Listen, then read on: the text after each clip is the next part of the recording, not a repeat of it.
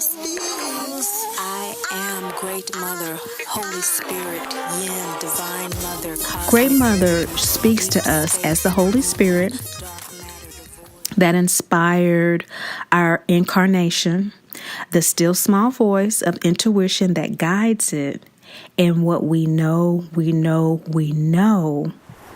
in and through each new and full moon phase of our lives.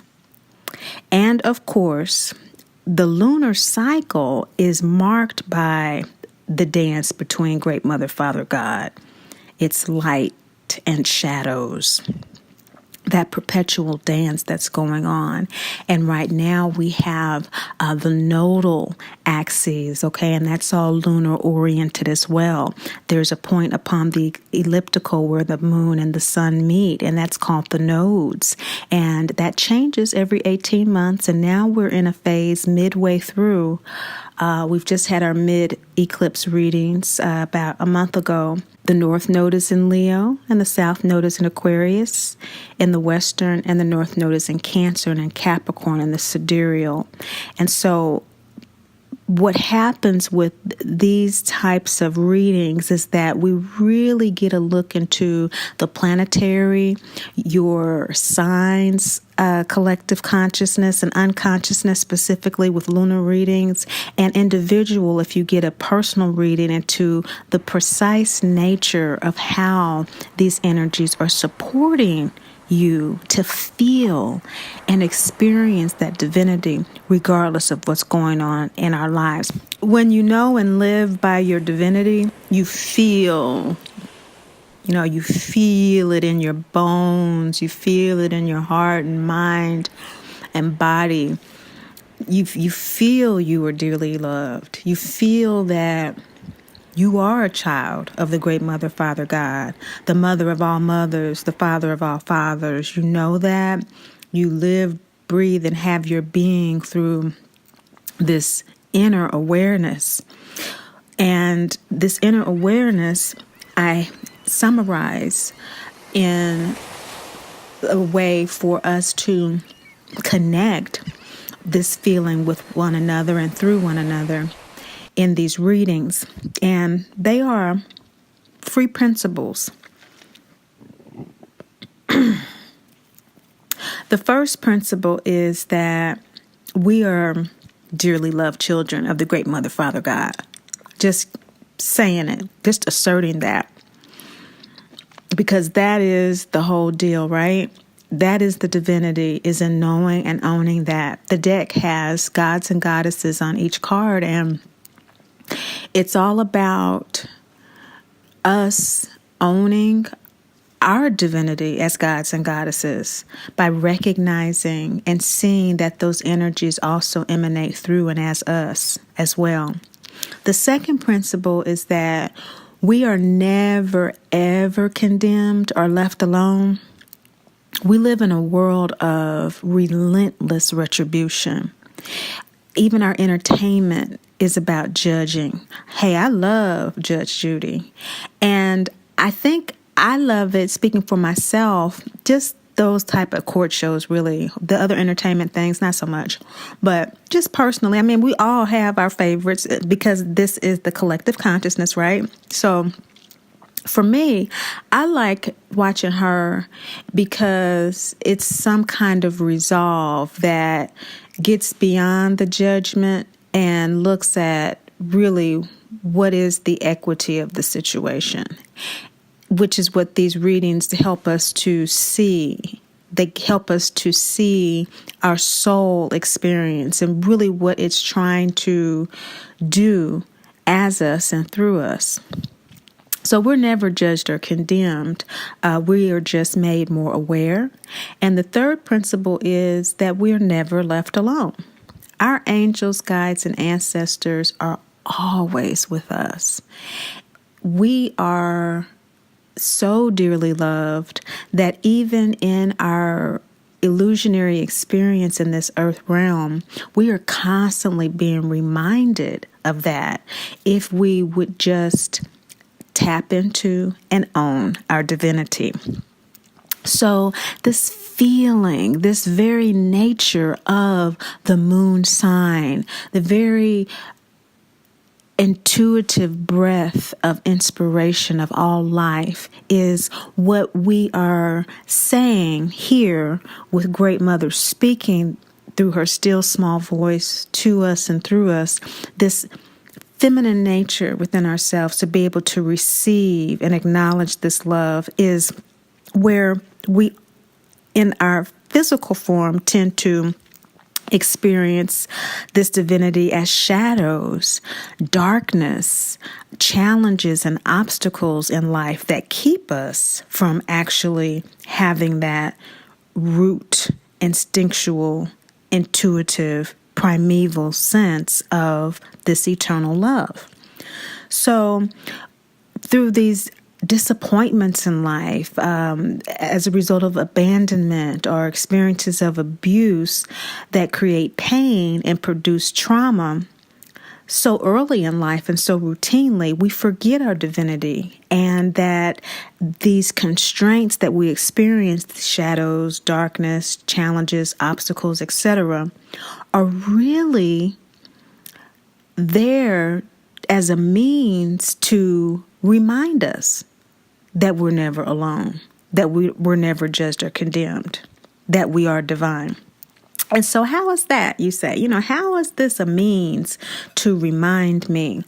Well, we are more than our physical selves. And so a challenge that is insurmountable to the ego mind. And here, when we talk about ego, we're talking about our biography, the story that we tell. If you were to write the book of your life, on the inside flap, the way you would describe yourself after your name is what we mean by ego here, because we are working from the presumption that either the ego is already healthy, or that you are here because you are striving to align your ego with your soul to become healthy. So there's a level of consciousness that's presumed in these videos being watched as well. So these obstacles, these shadows are constantly reminding us that we're more than our physical bodies, because when we surrender to the obstacle and the challenge or the shadow, especially if it's a new moon shadow, that is the opportune time to present our wishes and our prayers to the cosmos based on the energy that's available. We've just had our Pisces new moon, and so that energy was all about our psychic and mystical selves and trusting that and learning to surrender to that and wishes associated with that. And so each lunar cycle in the new moon phase, we can surrender ourselves so that we can see ourselves beyond the challenges. These challenges are also loving opportunities presented by Great Mother's shadows, because she speaks to us through signs and symbols. These shadows of the lunar phases, they help us to balance the mundaneness and intensity of the physical linear world that we experience in the ego body.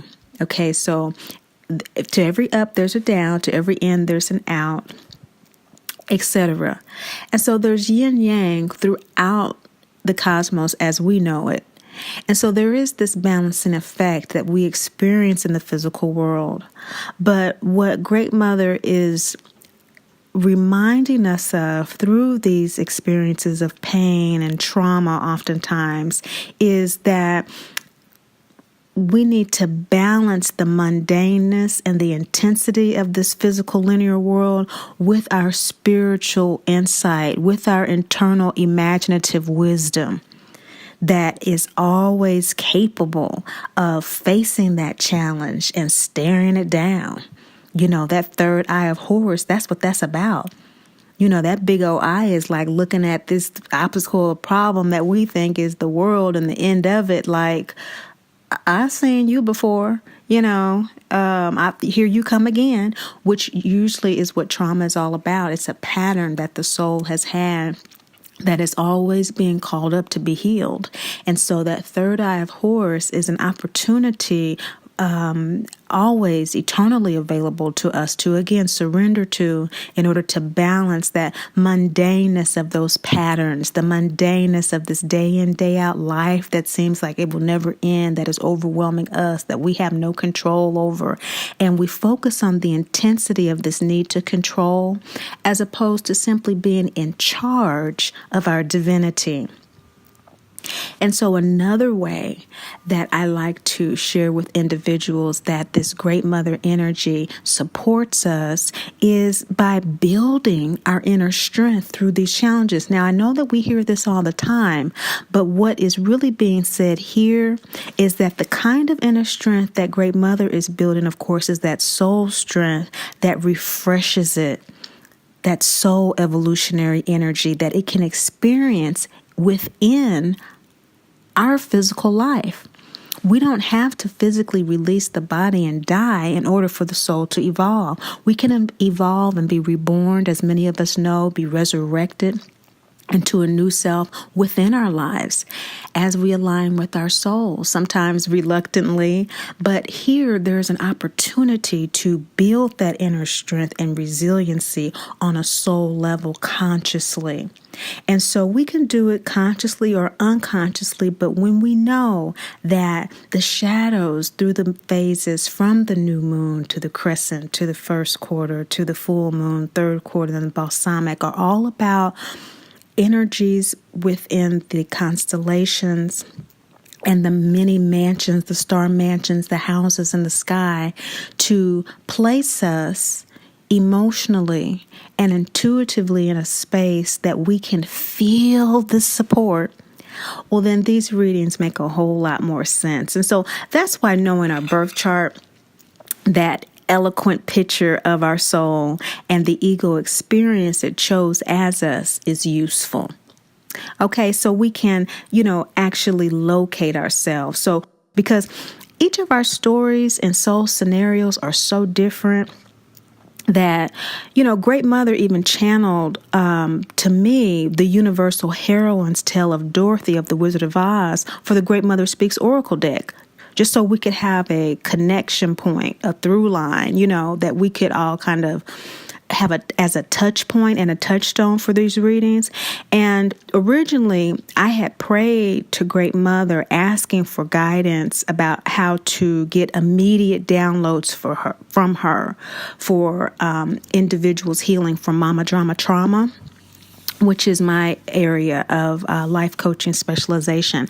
I'm an inner work life coach who specializes in the term that I coined, mama drama trauma, the taboo Me Too subject. And so there is a lot of information about that if you're interested. But what I have found out is that these readings really help anyone, any walk of life who is sensitive. They tend to be empathic or intuitive individuals that, for the most part, feel blocked, constrained, or paralyzed by emotions that are really originating from unacknowledged shadows. We all have shadows, and that is, it's an unacknowledged shame. It's something that we'd rather not admit in ourselves, a quality, something. And so these are aspects in our chart. They're not secrets. They're right there staring at us in our birth chart. I mean, I know, like, for me, it was really shocking when I was learning to read charts. And, as you learn, you go back to your own stuff. And I was cycling back to my own chart. And I learned that I was coming off a certain way to people because that is what my soul needed and what it wanted to be able to focus on what it needed to do this lifetime. So while my ego was feeling alienated and alone, my soul was like, good, I need space. I need to be alone. I got a lot of stuff to do. I ain't got time to be bothered this lifetime. I kick it with y'all the next go round. But this go round, I am really enjoying this anonymity. So That's something that people, who always say, oh, you should be doing this and people should be knowing what you're doing, all this kind of stuff. I'm like, Great Mother gets to all of us the way that she needs to. I don't need to be on a buglehorn about anything. The way the energies work is that we're all attracted to what we need, aren't we? And so with my work and my experience, I have found that this deck really does work. So if you are a subscriber, you've probably heard me refer to this quite a lot, that these readings are really designed for intuitives, sensitives, and empaths. Anybody can listen. Everybody's invited. It's just that I started uploading them for my clients as a support, interim support between sessions, because I like to teach my clients how to read their own birth chart to become conscious and everything. So anyway, that's important because the readings are not about telling you how you are feeling, okay? I'm not telling you how you feel. The readings are about you being able to be aware of what the celestial and planetary energies are that are affecting your emotional body, okay? And that you have a way out. Especially if you are a highly sensitive person, it gives you a way out of those blocked, constraining, and emotionally paralyzing situations, so that you can again be in touch with your divinity in a way that you're not overwhelmed by the emotion. And so Great Mother really wanted to connect through my work with people who have problems with the emotional connection and trusting the intuition or being overwhelmed by emotions. They tend to have some type of mama drama trauma or daddy drama trauma because that allowed for that intuition to be hyper served and to be hyper developed for survival. And Great Mother really wants to come through to her children who have had that alienating and estranged experience from the birth home experience, so that they can feel her love and learn how to get in touch with her love. She's really wanting to connect with them through my work. So I want to share that with you about the deck and about what the readings are about, because if you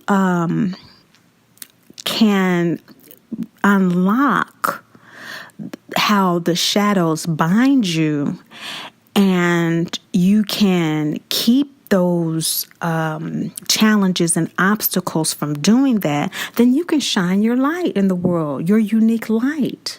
It wasn't until I was able to get in touch with that within myself, that whole thing about how I connect with people and the ego feeling alone emotionally and stuff, but my soul on an intuitive level kept on telling me it's cool, it's cool, it's cool. We need to get down to work. You only have so much time here.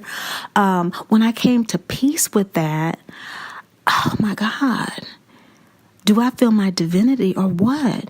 I mean, the downloads I get are just... So let me go ahead. Okay.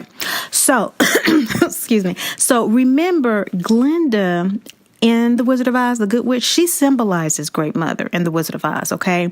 And remember, she inspired Dorothy to go to Oz, okay, who symbolizes Great Father, that yellow brick road, gut chakra, that instinctual part of us. Eye of Horus, sixth chakra, is that intuitive part of us. And so we have that ego-soul connection there. We have the rainbow world of Oz, the chakras. And so that experiential existence, the gods and goddesses in the deck, the chakra in the deck, the chakras in the deck, the lunar cycles in the deck. She came through with all of that, and she had Dorothy go there so that she could see the light of her being once again. She came from the black and white world of the yin and the yang, the origin of the cosmos, the birth family, the soul group, the urge to evolve and to experience, have sensory experience through the chakras. And she incarnated as she descended from the twister dream, okay, in the house, that root chakra rooted itself in Munchkin land, okay, and quickly growing through that onto the gut chakra, okay, the root chakra through the second chakra. Her desire, which she asserted, was to go back home in Munchkin land. And in the yellow brick road, the gut chakra, excuse me, Oz, the greenery of Oz, the heart chakra. So what we have here is her growing through that ego experience, that earth experience, to see her light again, which is Great Father, that light that shines and reminds us, of that greatness, okay? And so likewise, as the galaxies and planetary bodies, including our physical body, comprises the physical outer form of Great Father, the inner world of Great Mother, that still small voice that emanates from the primordial black hole and holds existence in her womb, is where we come from and express ourselves just like the planets and the galaxies, Great Father energy. Okay, so we're born of them and comprised of this energy. It is within us. We are made of star stuff. And our birth chart is just a picture of that star stuff at our birth. But we have transit charts as well. And so you can have a chart of when your child was born or when you got married or when you started a business. It'll talk about the birth of different things in your life as well. And so we do transit charts every new and full moon. This is the second quarter one. And we're looking at ourselves as such, as children of the Great Mother, Father, God, as divine children of the Great Mother, Father, God. And so the most important thing in our birth chart, therefore, are our sun and moon signs, because they activate all other aspects. The sun, inescapable, fixed light, casts its light on the nature and personality of the soul, whose actions are inspired by the shadows of the moon, the soul essence. So Great Mother inspires the emotions and our intuition, inspire our actions, inspire those unique personality traits, what I like to call that cosmic calculus that makes us who we are and who we are learning more about through these readings and through our experiences with these readings, paying attention to what actually does, come about in your life, These loving trends that are constantly available to us are unlocked through these readings, that unconditional, compassionate, nurturing, kind nature that Great Mother has for us and Great Mother expresses, but it's hard again to see in the physical world, right? We talked about that. And so let's tap into the season of this quarter. It's a look at what the supportive energies are for you to plot and plan this quarter. And so the plotting and the planning is the plotting of your lot to plant, right? And that's the new moon energy. The realization of what you've planted, the fruition, the light coming to full illumination, is the full moon. And the full moon also at the back end of it is about releasing things from what you've planted that you decide, I really don't want that anymore, or I really thought I wanted it, but I don't want it now, or that really didn't come to full fruition, it really was kind of a stunted growth, so I'm going to pull it out, So that's the full moon reading. And so your birth chart is an elegant illustration of where your soul was at the time of its incarnation. So just like this seasonal reading is tapping in on this present time between April and June, your birth chart tapped into the exact snapshot of the unique positioning of the planets and constellations as they were at the time of your birth. This was most accurately calculated and clocked in the VEDIC, Jyotish, or Sidereal astrology, the cosmic astrology that looks at the soul. It is it signifies, this moon sign signifies the karmic nature of your soul. Okay. The Western or tropical that we use in the readings as well specifically locates the soul in its present focus on Earth. its earth experience, honing in on its emotional status and its unique body mind that the soul occupies at this time. Okay?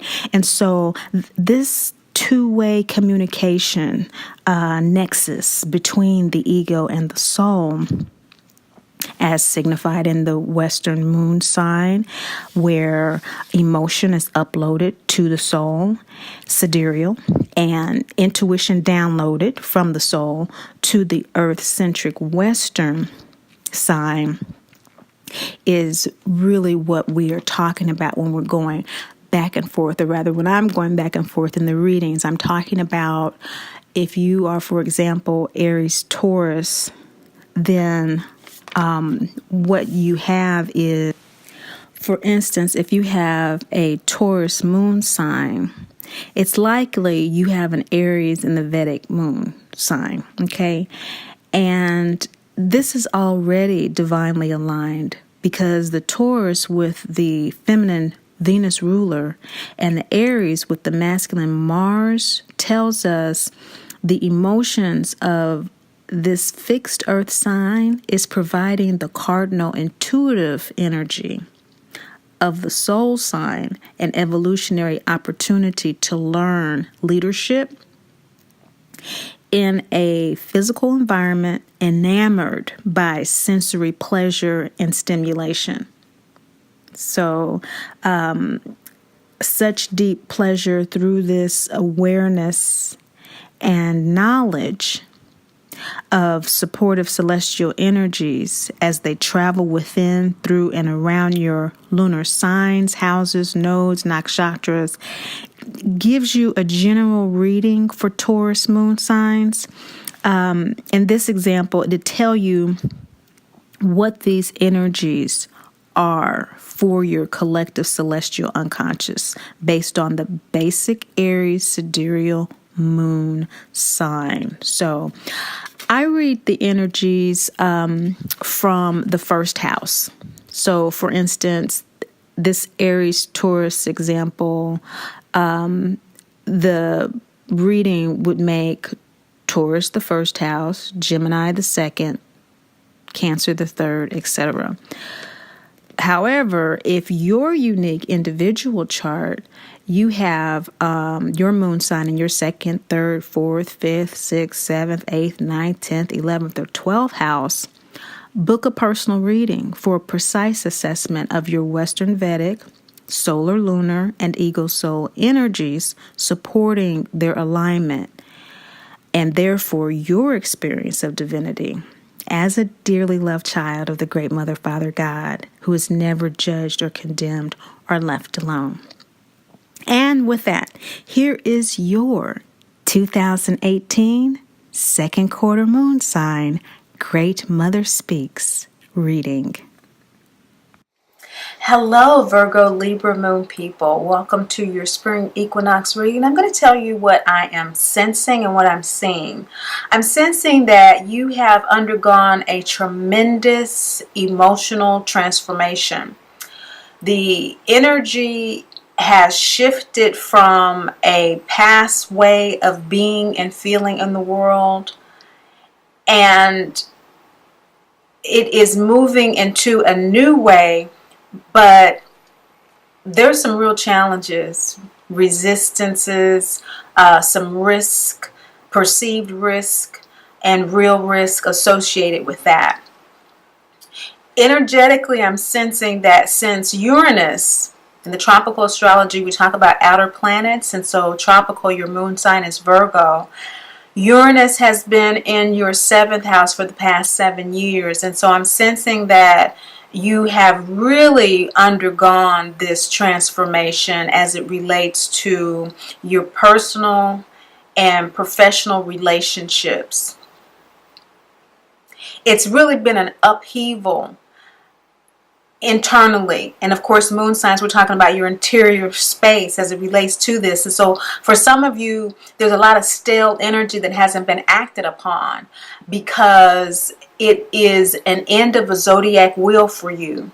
And so it's a lot of 12th house energy that you're coming out of, that isolation, that alienation energy, that energy that has to do with integrating what you've learned. And for some of you, that integration is really stale because you haven't refreshed it with the new energy that's coming through. That's what I'm sensing. But it's coming through now. So it's not like you've been sitting on it for a long time. You've been sitting on it probably about a year or so. This Uranus 7-year transit is a long one. It's an outer planet. And so it's about to actually move into Taurus in May in your 8th house. And so this further emphasizes my sense of this rebirth that is happening now. So I am seeing this in the reading. I'm seeing this challenge emotionally coming up as some suppressed anger around some relationships, personally and professionally. I'm seeing this coming to a head during this spring season, and that it allows you to therefore clean out that old stale energy.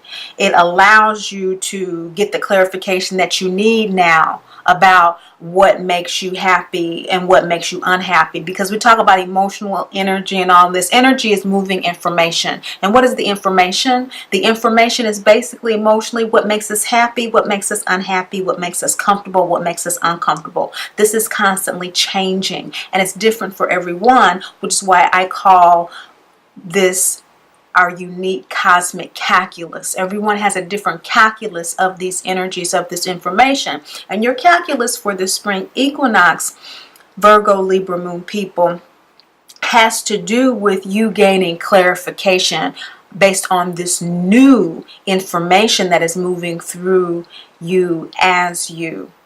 We are made of stardust, and so these astrological transits and compositions at various times do make us up, just as our birth chart did. As the time of birth, it's just constantly moving, just like the constellations. We're made of the same stuff. We are the same stuff, except for helium and hydrogen, which fuses us into a crystallized form in this realm. So you're working with these energies.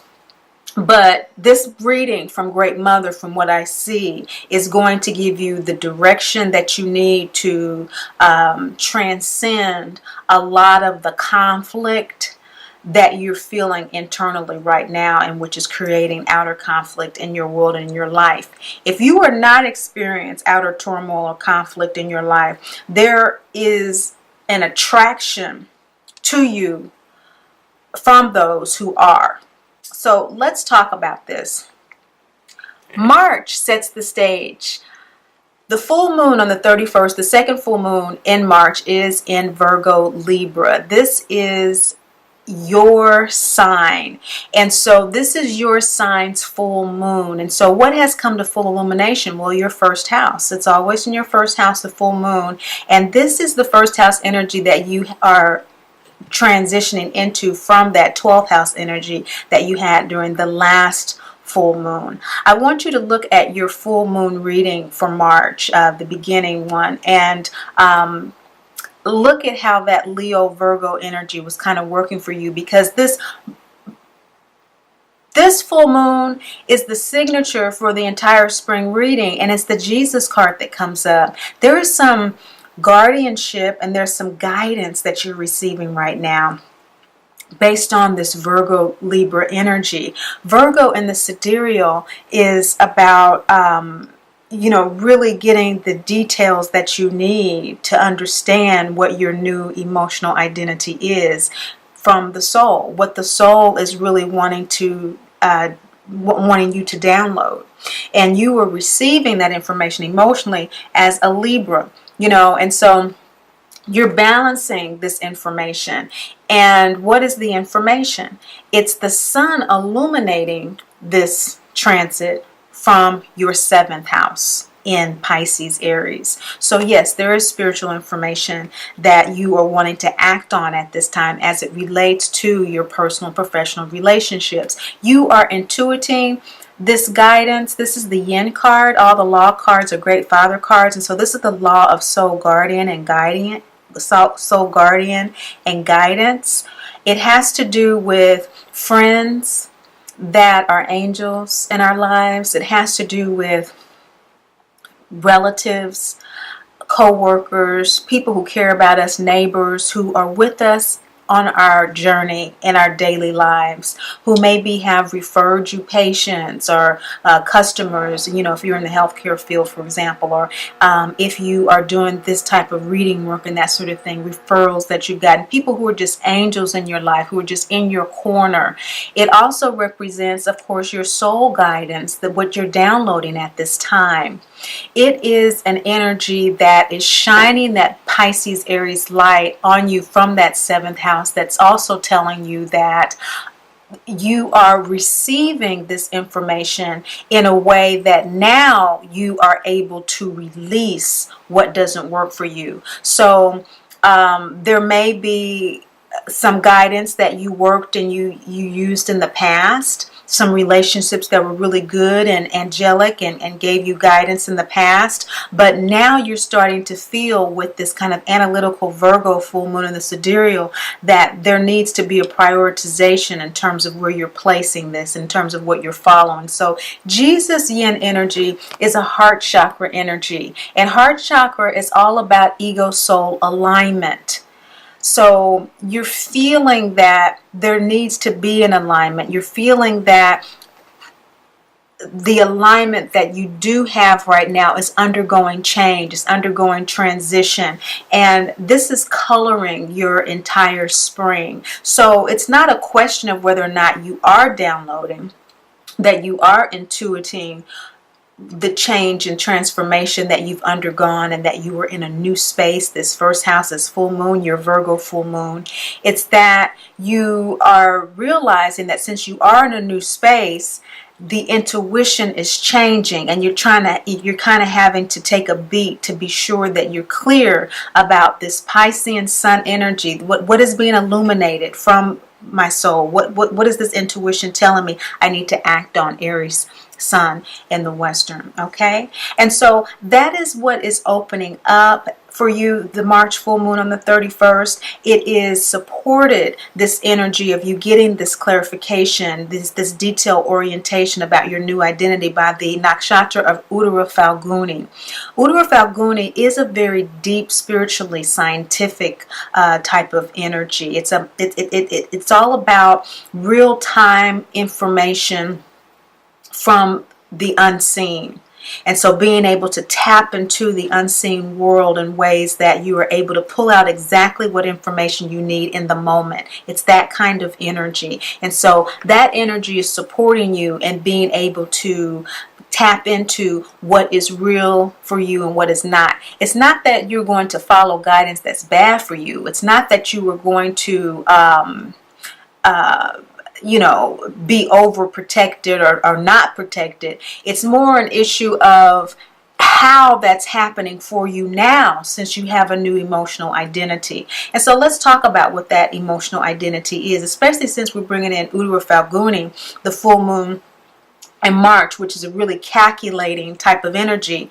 How does this segue us into April, May, and June? Well, the April new moon in Pisces Aries is in your 7th house as well. Again, that Pisces Aries sun always in the full moon transfers over to the new moon energy, where we intuit, we contemplate, we plan, and develop what we need to for the next lunar season. So the lunar season, this new moon in April on the 15th, is all about the energy of Ishel. This is a waxing gibbous second chakra card that is about you trusting your own voice, you trusting your own interior information. Maya is the goddess of fertility, creativity, the lunar cycles, rainbows, that again, tapping into the unknown and being able to assess its meaning. So on the 15th, with this Pisces Aries information, tap into the unknown from the sidereal, that new moon download to planning period, to what to act on in the 7th house. With regard to personal and professional relationships, you are intuiting that there's something that you are projecting onto other people that you need to decide for yourself.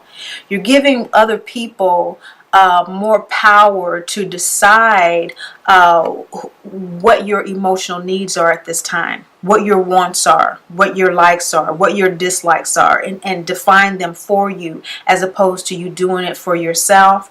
And it's becoming very clear with the second chakra Ankh energy that that is not what you want. And so that's why we have this reevaluation moon here, this waxing gibbous moon here, is that you're kind of like, no, that's not really where I am anymore. Maybe in the past I wanted to have lunch at 11 a.m. and that was fine, but now, I really do need to just work until after lunch, and so I'm cool until 1 o'clock. I need to do, just as an example, and everybody is still like, 11 o'clock we're going such and such and such, and you're like, just as a simple example. And isn't it the simplest things that can be the most difficult in terms of making transformations? And so Great Mother wants you to know that during this Pisces Aries moon in your 7th house, the nakshatra that's supporting you during this time is Ravati. It's a very kind of a mellow, insightful energy. And so it's not going to cause any issues with regard to your self-creation. But what it is, it's a true Piscean energy. So it's a giving energy.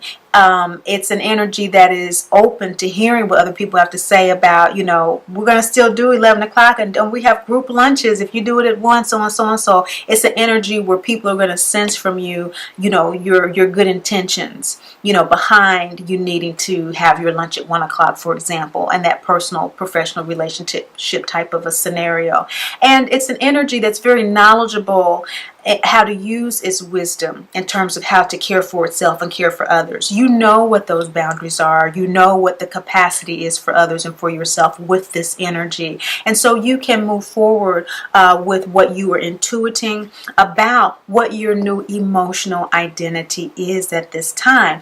This new moon in April on the 15th in Pisces Aries, your 7th house, is probably not going to be experienced as a rebirth, but it is.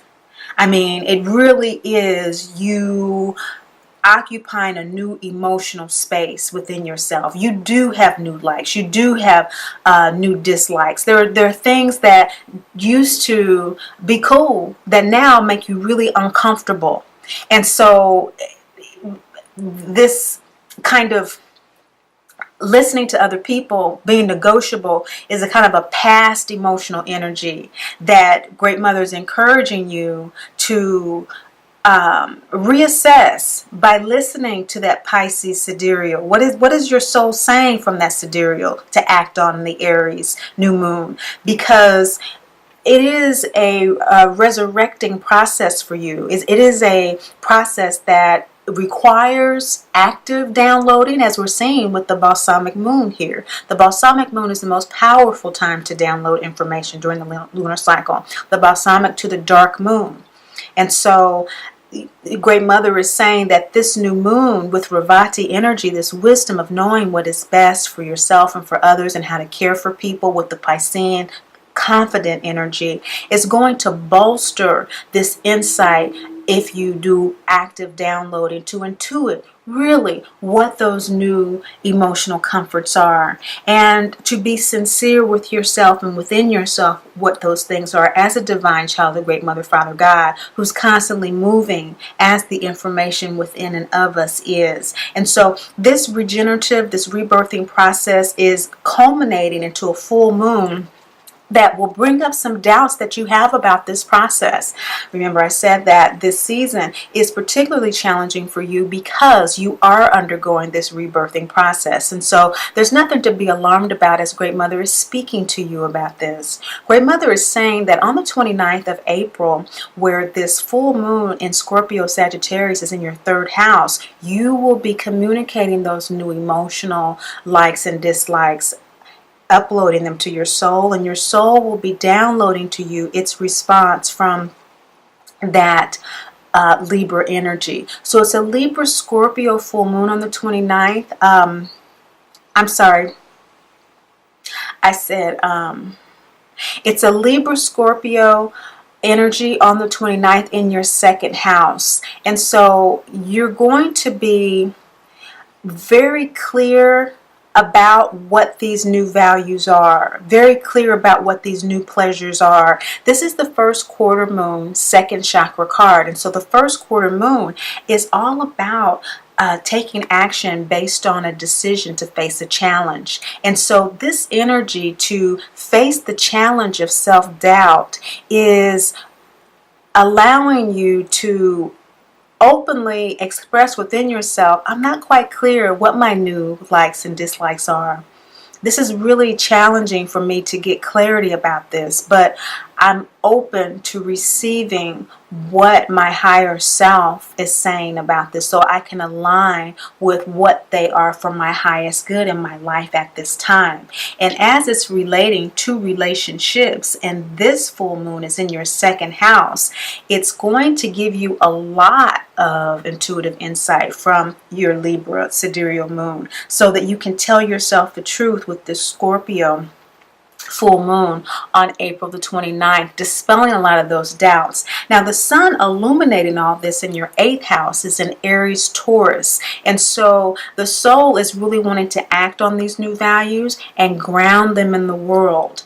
And so that's probably why the self-doubts are coming up, because it's probably happening very fast and very firm and very furiously on an internal level. But when you think about the process, and you want to act on these feelings, it may seem like it's not a match. It doesn't seem right. It doesn't feel right. Again, this self-doubt coming up for you. But that's okay, because again, you are completely supported. The nakshatra that's supporting the April full moon energy is Chitra. Chitra is the universal architect energy. Isn't that wonderful? So even though it may feel strange acting on what these new values are and grounding them in the world during this wonderful equinox season, you are going to be supported with the energy that knows exactly how to beautify the world, to beautify its world to the benefit of itself and for the benefit of others. So there's an energy that is going to come through and allow you to work through that self-doubt in a genuine, honest, authentic way so that you do get to the source of exactly what is beautiful for you emotionally. What does feel at peace and peaceful for you. And it's different for everybody, as we can see with these, nakshatra energies and everything, that we're all born under different nakshatras. People who are born under the Chitra nakshatra tend to be very strong-willed, extremely purposeful, and as a result of this and their ability to draft and architect a world of immaterial and material experiences for others, their home life suffers, okay? Because that takes a lot of effort. That takes a lot of energy to do that, right? So, we all have our unique challenges, what I call our cosmic calculus, and the unique supports available to us. It's just a matter of awareness. And so being aware that Chitra is supporting you to build the world that you want. You don't want to do it at the expense of your relationships, but you do want to do it with this energy of Libra Scorpio in your second house that's wanting to be grounded by the sun illuminating these new values in Aries Taurus in the world in your 8th house. So that's regenerative, that's rebirth, that's death of the old. And so what you like now, what you feel is beautiful now, what you feel makes sense for you now may again disrupt the lunchroom, for example, okay? But with Chitra, you're going to be able to work that through as long as you focus on what Great Mother is speaking to you in terms of those supportive energies. There's no need to, in other words, be vindictive or manipulate people to come to your understanding with the energy of Chitra behind you. You are expecting at this time to follow this yellow brick road, so to speak. You are expecting to pursue what this new awareness of yourself and of your values are. So this is the mauve card of taking responsibility. This full moon energy is really allowing you to hear who is really supporting you in your life and who is not, and to really gain that clarity in a way that you really haven't listened for before. You just kind of have been operating on your default, maybe, certain people in your family or certain friends. But now, since you have initiated this process of self-awareness, recognizing that you're going through a rebirth, you're starting to notice other people who go to lunch at 1 o'clock that you never noticed before. There's 2 or 3 people out of an office of 20 that everybody else goes to lunch at 11 o'clock, but it's like, oh, such and such goes at 1 o'clock. I didn't know that. I'm not the only one. That is a level of support. When we work with our angels, guides, and ancestors, we start noticing every little thing, every little situation, so that we do live in that space of divinity and recognizing it in all aspects of our lives. And yes, we do have support in even the smallest areas. This is what Mom is coming through and saying, take responsibility for your path, own who you are and what you are valuing in your life, your interior space, so that you do align that with an outer life that speaks to who you truly are and shining your light of divinity. And doing that during this time for the April full moon is the Aries Taurus energy in your 8th house of the sun, illuminating that Libra Scorpio moon in your 2nd. The dance that you're doing with this is you are really, really opening yourself to downloads. This is a twister dream in the Wizard of Oz, Adi Shakti, the primordial mother energy. So the dance that you're doing, if you feel at this time that you're being a little loopy or a little dreamy, or maybe you're sleeping a little longer on the weekends or during the week because you are downloading from your waking and sleeping dreams, literally.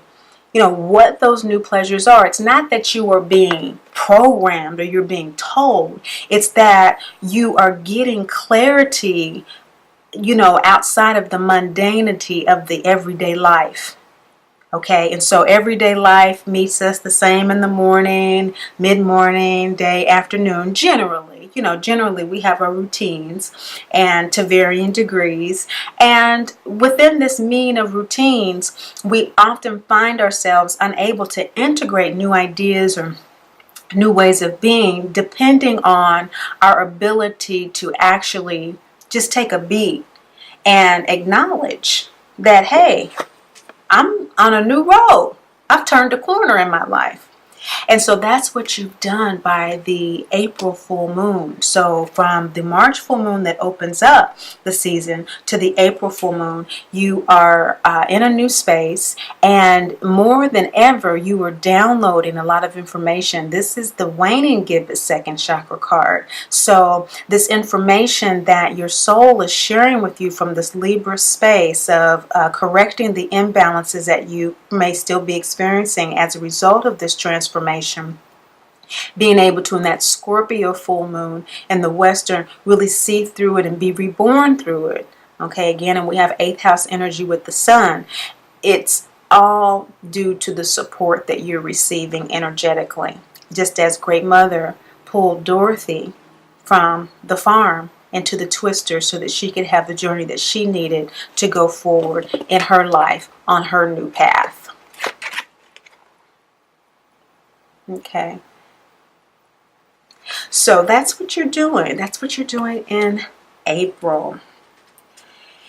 In May, so we have March opening up with some changes that you're sensing with regard to, your immediate environment, personally and professionally, and what you have been following as your mode of being and relationship and guidance and support, to shifting into a deeper understanding of how you were creating your life, to really recognizing on a deep intuitive level that you're being reborn. Some doubts coming up about that, but by the end of April rather, you're able to pursue the new path based on your trust of your intuitive downloads. That takes us to the new moon, which is all about downloads to plan and to think about the next lunar cycle. In May, on the 15th, you are processing. In fact, you're processing all this information with our balsamic moon here again.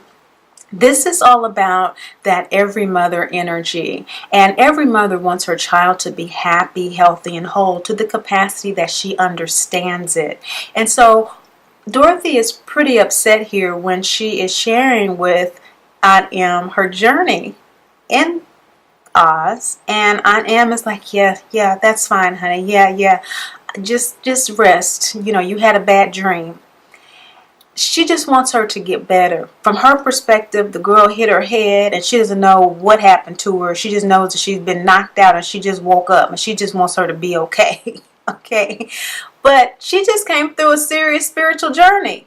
That's you, Virgo, Libra moon people. You since March or perhaps February back to December with the winter equinox have gone through a major internal process from 12th house to 1st house energy, going right into your personal relationships and your values, and you are awakening from this long winter sleep into the spring with this May new moon in Aries Taurus, and it's in your 8th house. Okay, carried over from the full moon in April. It is now in your lunar energy, and this rebirth is real.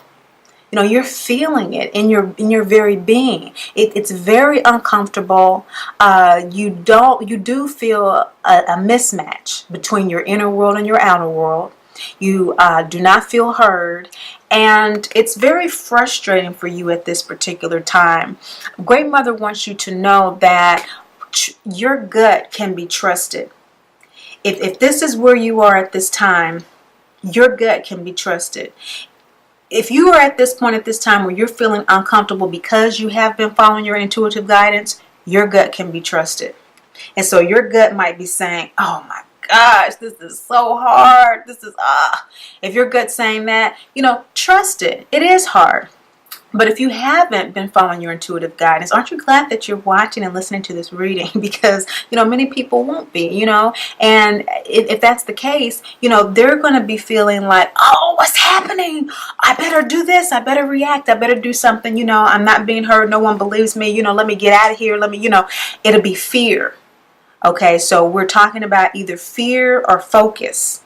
And so even if the focus is one of frustration, at least it's in reality in terms of your soul wanting to be reborn. That is very challenging to the ego, because the ego typically consciously only deals with death and rebirth at a physical death. Okay, or in a situation where we're forced to deal with death. Someone dies, or within ourselves, a part of our life dies, a divorce, a death, something of that nature. And so to intuitively and consciously with awareness connect to that process, it is challenging. And you are processing that on May 15th with this Aries Taurus energy in your 8th house, but you're supported. Bharani, the nakshatra, bears the negativity of others. So even though you may feel that you are unheard, that is a negative thing when you're going through something, right? Because you do want to feel guided and guarded, but you have new values now, therefore new friends, new associations, personally and professionally. And so personally, people feel like, oh, well, you kind of kicked us to the curb. We ain't heard from you too much. You ain't been eating lunch with us. We don't know what's going on with you. What you talking about? That kind of thing. Well, what happens is the supportive energy comes through. And what does Bharani do? Bharani says, yes, dear one, you were feeling frustrated about this entire process, but let me give you some power to bear the negativity of others. It's just power. It just comes. And that is the nakshatra on May 29th that just comes. And so that's the focus. That's the benefit of these lunar readings of Great Mother speaking to us. We know what to focus our energies on, as opposed to being unaware and being stuck in the fear of the process, which is, we're all divine children, but we have free will. And so the free will choice is to work with Bharani. She is an energy that is really based on this kind of Aries-Taurus cusp. And it's a seductive energy. It's a detached energy. It is an energy that is very assertive as well in who it is and what it wants to do. So these new values are being processed. They are being taken seriously. This processing card is a gut chakra balsamic moon card. Okay, we always have that gut chakra with the antenna going up to the third eye. And it is clearly downloading things. It is very virtuous in facing struggles as well. So it's not a weak kind of, this is frustrating. It's a very empowered, I'm going to make it through this type of a power that you can tap into and that you can use, because you thoroughly expect to be upset about this, that you don't want your friendships to go by the wayside. You didn't know that that was going to be an outcome. You didn't know that just because you change your lunch to 1 o'clock, because professionally there are some new values that you have, and so there's some new likes and dislikes you have, you now enjoy eating your lunch by yourself because that allows you to such and such and such and such. You didn't know that the fallout was going to be whatever it was. And so the center of your reading, you have the rage card, Virgo, Libra, Moon people. And rage is but suppressed anger. So this tells me that since the beginning of this self-creation and self-recreation process, we have a lot of balsamic moon cards, which are about recreation, recreating ourselves, recuperating, regenerating ourselves, okay, which is what you're doing, rebirth. That although you've been sticking with the process, consciously or otherwise, it's very upsetting. Okay, and that upset has been suppressed, which may come out during this new moon. And so the only question is, how is it going to come out? As we see here with the waxing gibbous moon in the first chakra, Miss Gulch comes to take Toto from Dorothy at the farmhouse, and Dorothy is not having it. Toto symbolizes intuition. So your intuition has been under attack by yourself or by others. You've been resisting downloading and aligning with it, but you've done it anyway, or you've aligned with it and you've been working with it all this time, and it's been challenging, and others have been having a problem with it. And it's just at this particular point, like, I have too much invested in this. I'm just going to have to see this through. You are not taking my dog. But through the process of the consequences of the choices that you've made to overcome these doubts and to work with the energy, there's a real feeling that, is this worth it? I'm going to have to do me, and with a waxing gibbous moon, we're revising, we're refining, we're editing, we're reevaluating. And so that's what you're doing. You're just kind of reassessing where you are. This May new moon is also when Uranus moves into Taurus. And so we're talking about that 8th house energy for you again. And so, it's a culmination of a lot of energy. This Uranus is the ruler in the western of Aquarius, and so it's the innovator, it's the unique sudden shifts, it's the soul genius that knows how to contribute its unique soul gifts to the collective consciousness. And it has been doing that over the past 7 years in Aries. Me, my unique self, is wonderful. And haven't we been experiencing that? But now it's moving into the 2nd house, which is money, which is, what you really value in your life, what's really important to you. And that's what we've been talking about with you. And so Great Mother is really working with your celestial collective unconsciousness on this matter for you to get clarity about that during this season of Virgo, Libra, Moon people. This back and forth on the fence type of stuff, that dance is not working this season. And more than likely it hasn't been working for at least a month again, or since the winter solstice. And so why is it not working? Well, what needs to be let go of, and what's going to become clear by the May full moon, is this energy of the prostitute, giving too much of yourself and not getting enough in return. That is not a mode of being that will work for you anymore.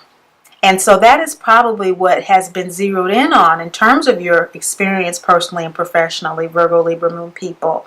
By the 29th, That full moon in Scorpio Sagittarius in your third house is when there will be very clear ego soul communication. It's going to be very clear, and you're going to be illuminating that clarity with Taurus Gemini energy from the sun. So it's very clear communication coming through about what those new values are, very clear communication coming through about what your new philosophy is, about new things that you're wanting to learn as a result of these new values, or new things that you're wanting to teach. And you are not going to be able to sell yourself out in ways that don't honor that anymore. It's just not going to work. This is also a full moon card in the second chakra. Great Mother's coming through and she's like, own it. Own what makes you feel good in your personal life, in your relationships. If you've been doing a certain thing a certain way, you've been allowing somebody else to always pick what you eat for dinner. You've been allowing your spouse to, get away with picking up the kids from school because that's just the way you've been doing it ever since the kids started going to school, and that doesn't work for you anymore. That has to change. We are all prostitutes. If you're familiar with Carolyn Mace, the medical intuitive who wrote the landmark book Soul Contracts, and she talks about all the different archetypes that we all have. We share 4, and one of those is the prostitute. We all have this prostitute energy. It's the oldest profession in the world because we do have to exchange a part of our physical selves in this physical world in order to survive. The only question is how we do that. We're all prostitutes. How do we do it? Do we do it in a way that sells us out, sells us short, dishonors who we are, what we believe, what makes us feel good, what makes us feel whole? And we're not talking about, just having pie in the sky. Ooh, I got to have this, I got to have that. It's just within ourselves. Do I need to work in a place where I can see the sun and I can see the light? Or is it okay for me to work in an enclosed cement building? What makes me feel good? That kind of stuff about your being. That's what Great Mother's talking about. And we go to the material after that. Okay, the material is a reflection of what we are on the inside. Okay, so that's what she's meaning about this, Virgo, Libra, Moon people. What is inside of you that is good, that is honorable, that is valuable, that is worthy of its expression in the world, that needs to be compensated and recognized as such? I pick them up this week, you pick them up next week. I got stuff to do too. I got, I need personal time too, that kind of thing. So that's how the full moon in May opens up with that third house energy in Scorpio Sagittarius. It is a very communicative energy with your soul. So you are going to be getting clear downloads, and you're going to be uploading what you are experiencing in the physical world emotionally.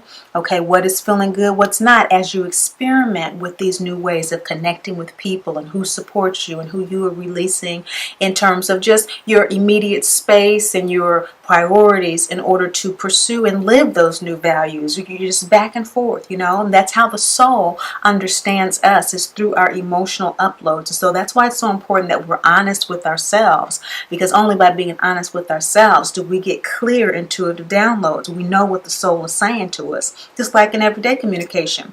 The more truthful we are with other people, we don't have to backtrack and try to remember what we said and what did we want them to think and all that manipulative stuff. Because the supportive energies are all about what's true, what's really operating within us. And the nakshatra that's supporting you to get this clarity, the full moon in May, is Anudra. Anudra is all about transformation through chaos. Isn't that amazing? So you are being supported in this transformation through chaos with Anudra. So you're good. You get through all of this. You're going to reground yourself in the truth of who you are and the truth of how you're feeling each moment, every moment. Anudra is stability through chaos. It has the ability to command respect. So as you are communicating to your spouse, example, about picking the kids up from school or whatever like that, you'll be perceived as communicating in a respectful manner, as you focus on doing it in a way that's going to express your goodwill as opposed to those frustrations that you may be feeling. But that your goodwill is that we have a genuine relationship. And right now, what I'm feeling is that I really do need time, to myself. And I would really appreciate that. That would make me feel cared for. That would really make me feel loved if you took the time to do that for me. That kind of communication is being supported by Nudra. It's just a matter, again, of awareness so that we can focus on that, and the energies help us to follow through. This full moon in May is so powerful, picking up on this Uranus and Taurus, isn't it for you? Wow, this 8th house energy is just the bomb. Now, it has set off a bomb in your life as well. And so what we are seeing is that the purification is coming through. This purification is waxing Gibbous heart chakra energy, which is all about, letting go of the old so the new can come in. You entered this lunar phase one way and you're leaving it another. So as all of this comes to full illumination, with Coventina, this heart chakra, crossroads between the ego and the soul, this refining, this redefinition, this reevaluation, you're really getting to the bottom of what is making you tick, but you're still in the process of that. You're in the process of getting to the bottom of that. This full moon is giving you clarity about who you are. You're awakening to what those instinctual, visceral feelings are. And when you walk into a certain room, what is your gut telling you? Do I need to leave or do I need to walk in further? When a plate is put before me, am I hungry or am I nervously eating? What is working for you in your life and what is not working. That awakening to what is true for you and what is not is all happening during this May full moon in Scorpio Sagittarius because of that 3rd house energy, communication between the ego and the soul, Scorpio, that regeneration, that truth, that death of the old, and that uploading from Sagittarius, those new philosophies, those new experiences, those new insights that you're gaining to the soul, back and forth, being illuminated by the 9th house where the sun is in, supporting that new illumination, supporting that goodwill communication and that ability to stabilize through the chaos. Great Mother says, embody your pleasure principle throughout this process. Stay focused on what brings you joy, on following your bliss. That's what all this is about. It's all about you living your divinity, you experiencing that in real ways. That's what all this is for. There's never any judgment or condemnation. There's no point for it. For what? You are a divine child with free will. And so all of these veils are removed as they need to. And as we see with this new moon card, which is a veil in and of itself, isn't it? We see that this full moon in May with this new moon energy of download is all about really downloading those pleasures, really getting clear that 2nd house energy about what your desires are. And focusing on that instead of fear. Focusing on those instead of frustrations. Augmenting those through that energy of Anudra so that you can have that ability to command that respect in a way that you actually feel it. Not to manipulate it or to manipulate other people, but in order for you to realize your bliss. Despite the darkness that you may be experiencing throughout this process. So we see how the energies work to support. We see how being able to sense what our soul is saying throughout the lunar phases from the new moon, from the balsamic new moon period, and how it culminates into the full moon. Now let's look at what this has culminated into for the end of the spring equinox with the June new moon. On the 13th, Brigade, selfhood, the full moon illumination of your throat chakra, of your communication of who you are now. So by the end of this season, On June 13th, when the new moon is in Taurus Gemini, your 9th house, where the sun was during the full moon in May, it is now in your new moon. You are downloading such wisdom that you are confident in. As you've been aware and working with it, you are going to be speaking it into the world. You are going to be sharing it with the world. And as we see here in this card, when Dorothy asked the castle guards for the broom, and they enthusiastically hand it over to her. They're so happy that the witch has been dissolved that you're going to realize that you have people that you haven't noticed before that support you. Okay. You have situations in your life that are available for you to express and experience your new bliss that you didn't even really notice before. And it's going to be an auspicious time of you living your bliss. You're going to be speaking it. You're going to be feeling new, like they say, brand new. And you're going to be conscious of why now. Isn't that great? You're going to be completely conscious of why that process has happened for you. And Great Mother is encouraging you that through this process that you really take care of yourself. Really hone in on what your needs are, because she wants you to become familiar with those new likes and those new desires and your bliss in a way that no one else can. She wants you to know the new you. What does your new you need? What does it mean now when it says that it's ready for lunch? It wants to go at 1 o'clock. It probably wants to go out, or it probably wants to bring its lunch now because it has a new health regimen, or it has new friends, and so now we do this. Or what does that mean? Take care of yourself. Focus in on yourself. And these are 2 full moon cards opening up the new moon in June, which tells us with this 9th house energy, you're getting way powerful downloads from your soul about exactly how to express yourself and how to reground yourself through self-mothering, self-nurturing, self-care, taking care of yourself, loving yourself. And isn't that how we express ourselves when we do know what our true desires are? We easily say, what I really need is for someone to pick up, John from school today because I need to so and so. Who can help me out? We don't beat around the bush. We don't make up a whole bunch. We're not, flim-flamming around. We got stuff. We got bliss to live. We got stuff to do. So awesome for you, Virgo, Libra moon people. Because for the full moon in June, we have Mayat. Mayat is your outcome card, and it is in your 4th house this full moon at the end of June in Sagittarius Capricorn. This is downloads about your home life from your soul, and downloads that are going to help you practically. Okay, and so practically there may be some feeling that there is an injustice. That, okay, I have been asking for this, but they're still not picking John up. I still haven't gotten, him to such and such and such and such.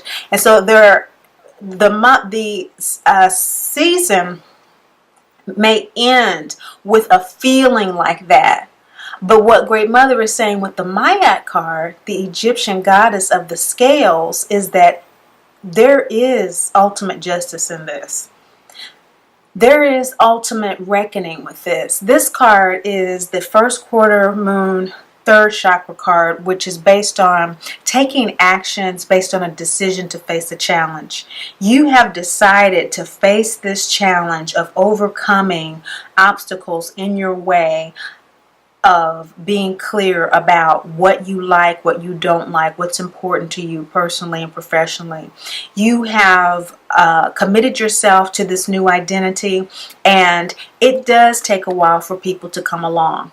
And Great Mother is saying that they will. Just remember that it took you time. It's going to take them a little time, but they will. They will. That is your spring quarter reading, Virgo, Libra moon people. Show them the way. Show them the way to satisfying and loving you the way you do. Thank you so much. This is an honor and a privilege to share with you what Great Mother speaks to your collective celestial unconsciousness. And remember, above all above all, that Great Mother loves you, and I do too. Great Mother speaks. I am Great Mother, Holy Spirit, Yin, Divine Mother, Cosmic Womb.